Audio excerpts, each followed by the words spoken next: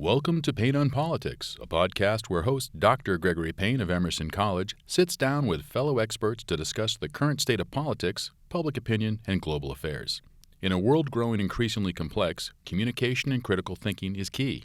This only makes the Emerson motto, expression necessary to evolution, more true. Hello, I'm Gregory Payne, the Chair of Communication Studies, co-director of the Emerson Blancarina Global Center, and I'm very excited to be here today with one of my favorite students and alums and advocates for Emerson College in the department, and that is Danell Tomasella. Welcome to Payne on Politics, Danell. Well, thank you very much. It's a pleasure to be here, and I must say that years ago I thought of this moment happening, a time when we would sit down and talk about Emerson and our experiences at 21 Comm Ave, the Legacy Campus, and the whole vibe of Back Bay at that time. So this is really quite an honor and a pleasure. Thank you, Dr. Payne, for having me. Well, it's exciting that you say that because I just had a student in Theo who's doing an entire documentary on the magic and charisma of President Kennedy. And he went over with Shepard, myself, and others, Dr. Silvestri, when we led the first Legacy campus tour a couple of years ago. And he said he was so impressed by that. From your perspective, having been over at the Legacy campus, what is different? What was the presence like in terms of studying over there at Commonwealth? One of the things that is that stood out to me and still does, and by the way, let me backtrack a little bit. In preparation for our speaking, I was sitting in my living room and reminiscing about what it was like, and I thought to myself at the end, both being a student and a professor for all those years, it was even more wonderful than I remember. And because I didn't want to get into coming in today and saying something to make it sound that it was just so glamorous, but it was just that wonderful back then.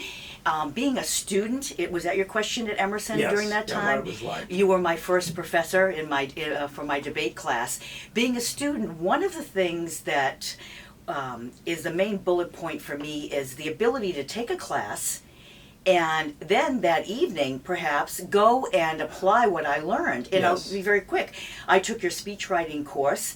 Then I would go to Beacon Hill and write speeches for politicians. Yes. Or there was a performance for television class and I was on air, okay?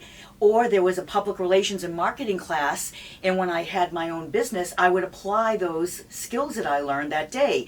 Let's turn that around. As a professor, I also had my classes run that way, where I was constantly telling my students, take what you've learned and run with it. Take that and go and apply it now. So that was it for me as far as one of the main takeaways as a student. Yes, I think what happened, and this is something that I think was a part of the excitement, the golden era, was you had 4 communication classes. As I said, very, very proud, Lady Oratory expresses it sort of back to the legacy. You had the public speaking class, which we still have today. Yes. We had voice and articulation, which again, Fran Lashoto taught President Kennedy. David Brinkley, many people know, was the correspondent who dated a girl from Emerson so he could get the V&A classes. You had, in addition to that, oral interpretation of literature, and then you would also have the debate class. So you had 4 essential classes that you had to take. Emerson now only is back to 1, but what I would say is I think we're swinging back to an appreciation of all those 4, and my hope is that we'll be able to have some of those again as a foundation, because those have been very, very important for you as well as others who have had success after graduation. Yes, indeed.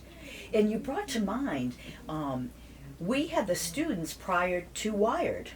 Yes. And one of the most, the fond memory I have is coming from those internships and coming from my work on site at companies with my own clients, rushing to 21 Comm Ave, going up the stairs, and this is the early 90s, and hearing the click of the first Macintosh keyboards coming from Diego and Dr. Payne's office. And these are memorable moments when we weren't wired.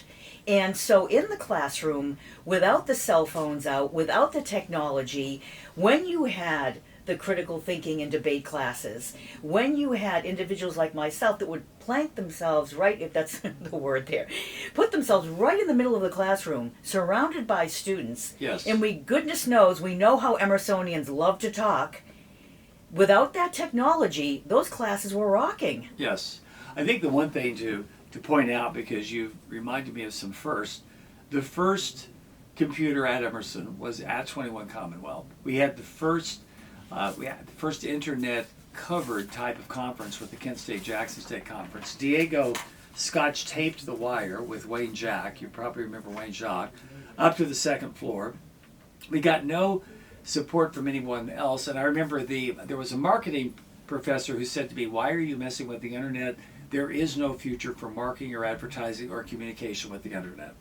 So some people are arguing the wrong case, but getting back to it, what do you think was that magic? As you walk into 21 Commonwealth, you might remember we had the virtual fireplace. Yes, I do. Where we had, a tape, and that was Yes. the fire, because they wouldn't let us put the fire in there.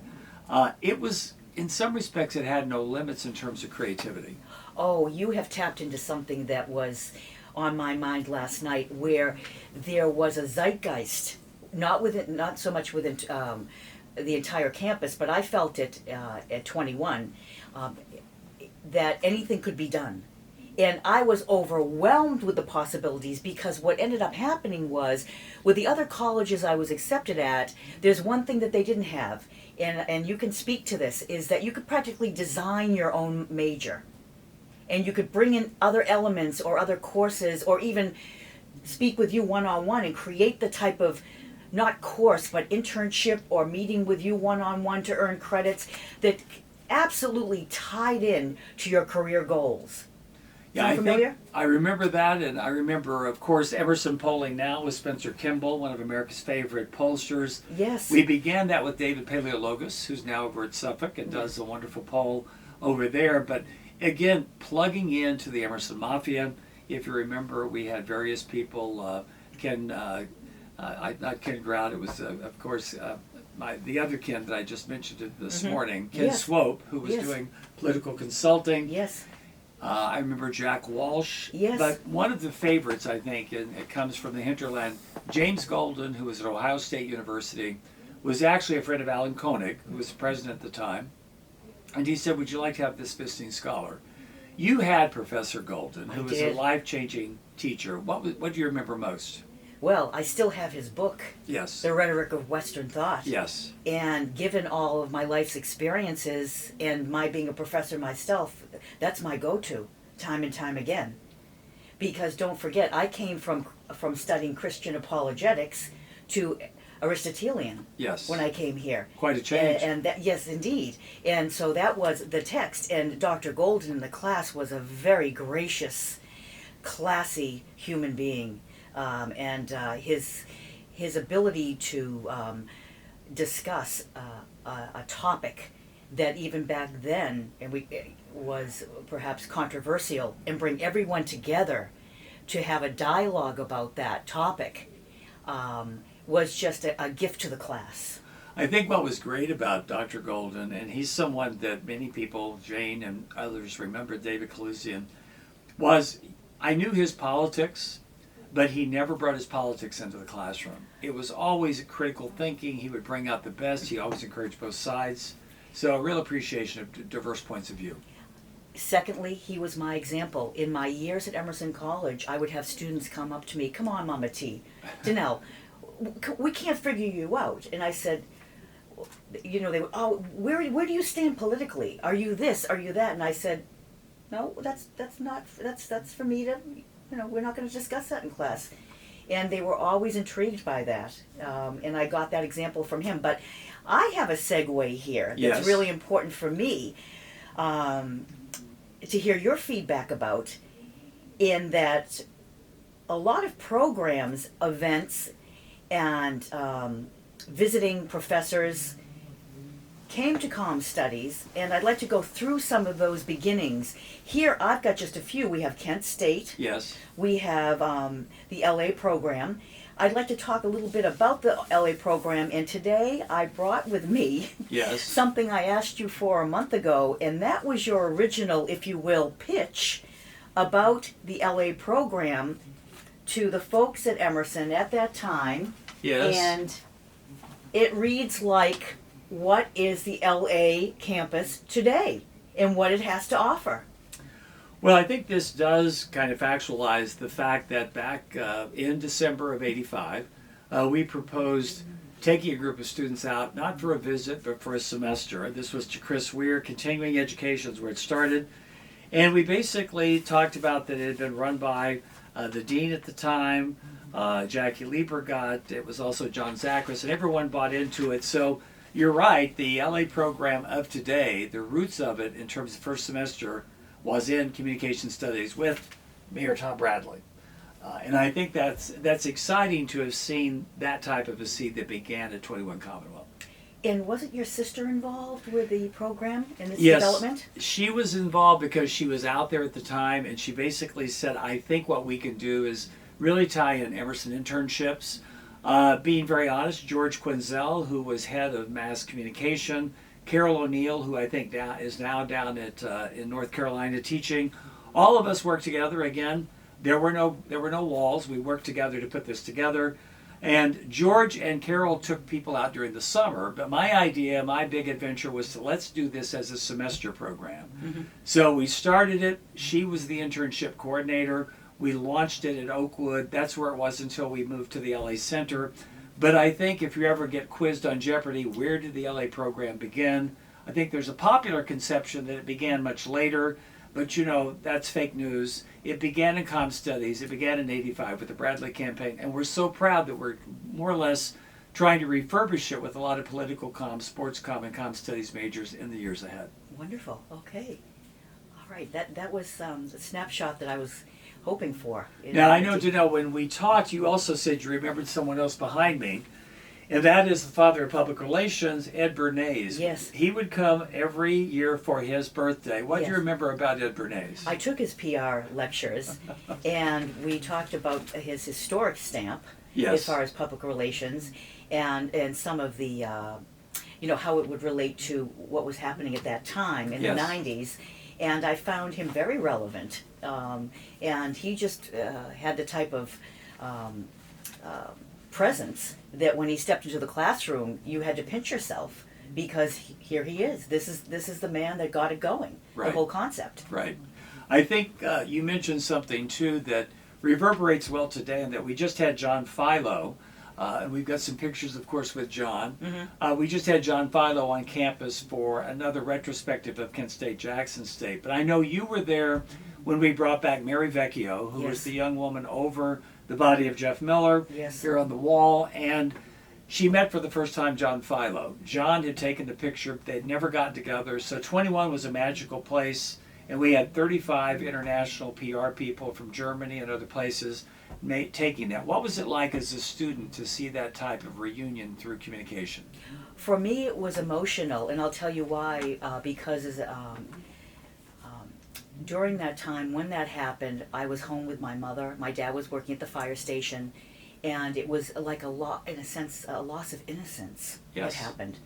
And then the narratives started coming out, and around our area where I grew up in Waltham, well, if the students weren't protesting, and it was very emotional time. Mm-hmm. For me, it brought clarity to what happened. Of course, I had heard you in class beforehand, but you were the first person, Dr. Payne, that gave me that clarity I needed. So you really thought the students who were killed probably were protesters who kind of deserved what they got. That was the, if you will, again, that was the narrative Yes. in my growing up. Now, understanding Waltham at that time was Kennedy and Catholic. Right, right. And it was Italian and Irish and what have you. It wasn't the Waltham that we know of today, which is wonderful. But that did help me with the reality of, okay, these were the emotions at that time, but this is what happened. Yes. And yes. why. Right, right. Mm-hmm. So part of that, as you said, was we grew those programs, whether it be LA, we brought in people. You mentioned kind of the exciting aspect of being over there. You mentioned earlier the fact that you're in a campus that almost looks like it's a part of a movie backdrop. It did, And of yes. course, we had movies that were shot nearby. Yes, we did. We did, because what happened is I was at 21 Comm Ave, and I lived for 10 years at 287 Comm Ave. Yes. And so what would happen is I would teach a course, or before then, go to a course, and then I would be working in Boston during the day. So I happened across news as it was happening with the reporters, or there was a movie being filmed called The Firm, in Copley yes, Square, yes. or you would go over to Harvard for Good Will Hunting. Yes. Okay, a number of movies, and then you had dignitaries coming to town. And then you had a situation where you have celebrities and actors. I was going through a turnstile like with the Four Seasons, and I realized, oh, that's Nelson Mandela. And oh, that's Rosalind Carter. I mean, Yes. it just went Yes. on and on. And so that's where the movie backdrop came from. And I say to folks when they say, Danell, when you reflect back on that time, I mention to them 2 words, pinch me. Yes. Because it really was as wonderful as I now see it. Right. And a special time. You know, as I look at you, I look over here to the right, and there's a picture outside of 21 Commonwealth where we had the barbecues. Yes. So we would have barbecues. I of course, can see Bill Hemmer and some other people. When I look over here, though, you probably remember when we had Arnon Milchan, who did the JFK film, Yes. which was premiered. He, of course, came to 21 Commonwealth. Mhm. And Helen Rose, of course, was someone, when you think of Helen Rose, many people today know her because of her generosity. Yes. How would you describe Helen Rose as a friend of the college and the department? Oh, a gracious woman. And just a delight to talk to. I remember the pink room downstairs. Yes. And lectured in that room. And just many fond memories. Right. Of Well, you her. know, if we're really giving the facts, she and Cecil were the ones who found 21 Commonwealth, and they told Alan we should purchase that. And if you remember, that's the only building that's not on Beacon Street. But we bought that building. We turned quite a profit when they sold it. And Helen was someone who earlier in the 50s had saved the college. It was going bankrupt. She reached out and said, no, we're going to have an alumni group. She began, of course, the speech and hearing science. She was the person who went down into D.C. and advocated for sign language. Massachusetts became the first state in the country to teach sign language. So many years before Women's Lib, Helen Rose was changing things. And I think as we remember 21, she gave us money for the Helen Rose room. And then suddenly she came to me and she said, you know, Gregory, I want to work with you to give not just rooms, but I want to give to generations the opportunities to go and study. So she was the one who said, I think you've got a young man from Spain who wants to potentially talk to you about a trip to the Olympics. And then she went with us to Atlanta. So I think Helen is someone that represents that vitality of the Jim Golden and the spirit of that legacy campus. Indeed. Yes. I would agree with you that she did. And as you were talking, I mean, there's so much to say. We couldn't fit it in today, but we'll do our best. Is that Emerson also became the place that reporters liked to come to for political events, and we were on the news. You were on the news, and I thought that was really exciting. And then from there, it was interesting how other campuses saw, oh my goodness, look at the attention Emerson's getting. Right. And it just kind of Right. started at Northeastern and then other college campuses in the Boston area. I think you're right. I mean, one of the things that was exciting was, again, like we have today, to work with people like Paul Erickson, to work with people like John Marlier, to have people like Ken Cornell, Fran Lashoto, Bernie McPherson, Dr. Silvestri. And then to be there, as you said, again, on the wall over there, when you had, of course, the Kent State, but then also when JFK Jr. Had his tragic accident, because I had done some work and research on the Kennedys. I remember being with Channel 5 as we were hoping for that kind of miracle. We would find him at sea, just like PT 109, but unfortunately I did not. So we had, thanks again to Helen, we had the JFK tragedy, looking at the news media. Of course, later it was Princess Diana. We became a place where we tried to figure out what is the rhetorical phenomenon that captures us in something that now has become almost commonplace, and that is celebrity spectacle. Yes. We were the first to really examine that. I recall those seeds being planted. And I recall how your interaction with these individuals and the media helped to excel that.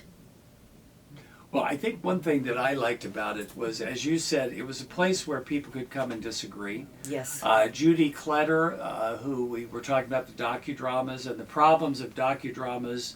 Are they documentaries or are they dramas? Because there's dramatic license, and really came down to the fact that we have these mediated realities and what is creative and what's actually historical. That was an essence. What do you remember about taking away understanding through critical thinking of what we see on TV? Just us to step back, because I came in with my own bias, and just the differentiation and the ability to step back and take a look at this through that lens Yes. of the mediated realities. I still have that book at home also, Yes. by the author. It skips my mind right now, but that's not going away anytime soon. Yes. No. If anything, it's on steroids. Right. Right. And Especially now today.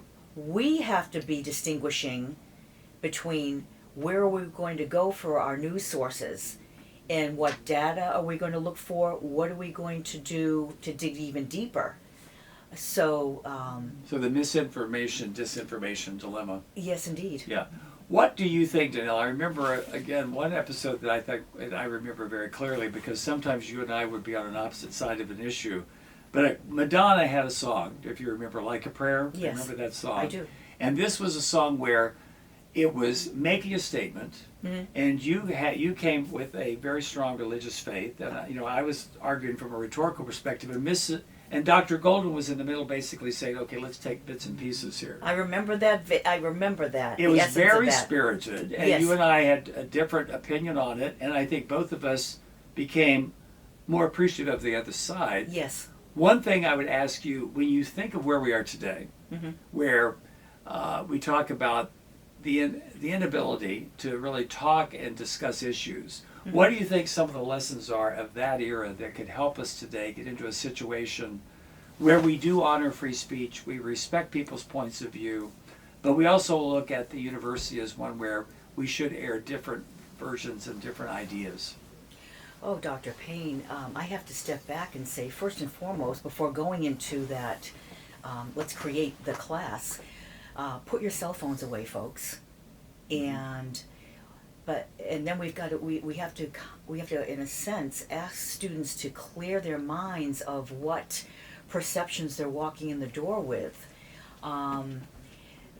We are at a unique time and place right now where it could go either way. We still have the opportunity through the college and universities to take hold of what has spun out of control and bring it back to a place where we can have those types of discussions where, you know what, I'm a Christian, I'm pro-life, which I am, okay, and you are an atheist, and you are, Which I'm not. Yes. not you, but I mean, as far as having the discussion with Yes. the person, and you have these other political views, can we please sit down and discuss this, put the cell phones aside, and talk about our differences without pulling out, my goodness gracious, what's the word I'm looking for?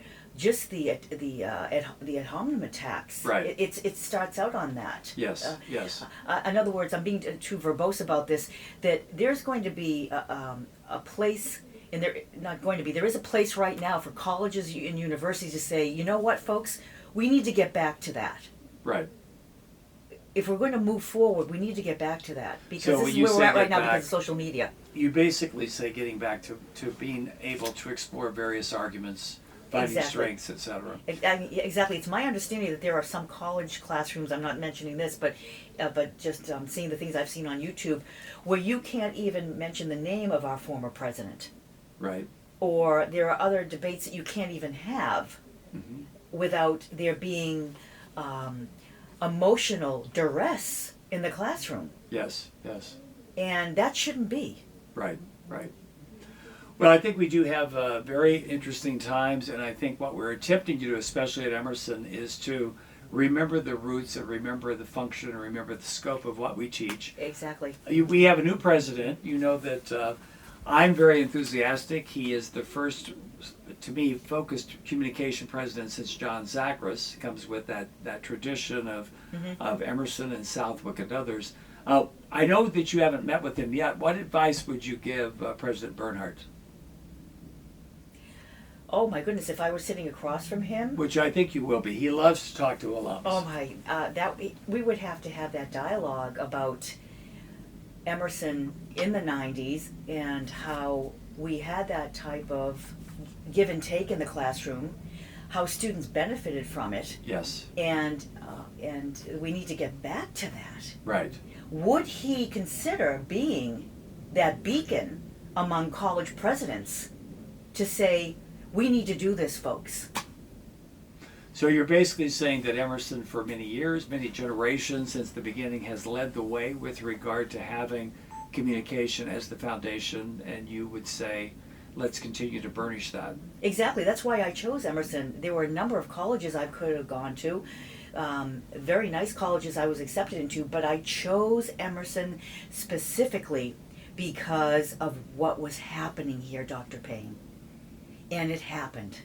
It happened for me as a student, with you as my professor, and I want to thank you right now for giving me that first opportunity to teach in your class and then have my own class, Women in Politics, in 1995.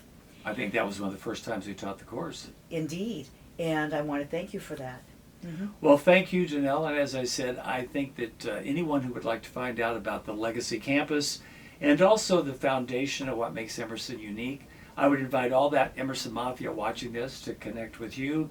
And I know that the president, as well as others, are excited to have you back in terms of conversation. You're always welcome in Communication Studies, Thank which you we very say much. is the first department, and we continue to try to enrich the tradition. Thank Thank you. you so much for coming home. Thank you very much, Dr. Payne. This means a lot. Take care. Thank Bye-bye. you. Bye-bye. And we'll see you again for another edition of Payne on Politics.